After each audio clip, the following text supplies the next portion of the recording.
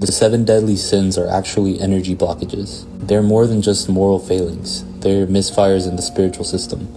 Each one distorts flow, and each one can be transmuted. Lust, which is of the element water, is the sacral force that fixates downward, leaking vital energy. Pleasure replaces presence, and the energy that should rise to the crown and become nectar collapses into compulsion. To correct this, practice retention, breath control, and upward redirection to restore flow toward illumination.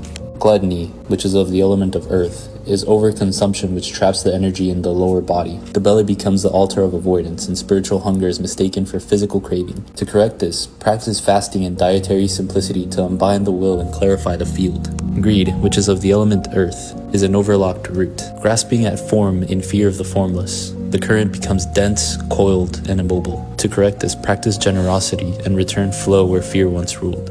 Sloth, which is of the element fire, is solar energy that dims beneath apathy and inertia. The will weakens, intention dissolves. Sloth isn't just doing nothing, it is also the decay of purpose.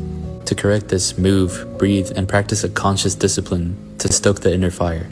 Wrath, which is of the element fire, is an unintegrated pain that ignites in the heart and throat. The current burns instead of clears. Expression turns into combustion. To correct this, practice somatic release, grieving rites, and clean speech to transmute fire into presence. Envy, which is of the element air, is where the heart forgets its own radiance. Another's light becomes a threat.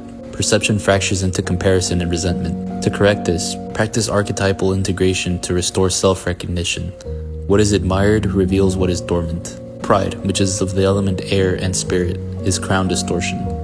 The ego claims divinity. Separation masks as superiority. Authentic connection is severed. To correct this, practice humility to open the crown. Abandon the false throne and return to union with all that is.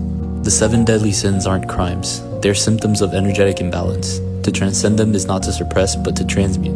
This is also metaphysics, and it is the path of internal alchemy.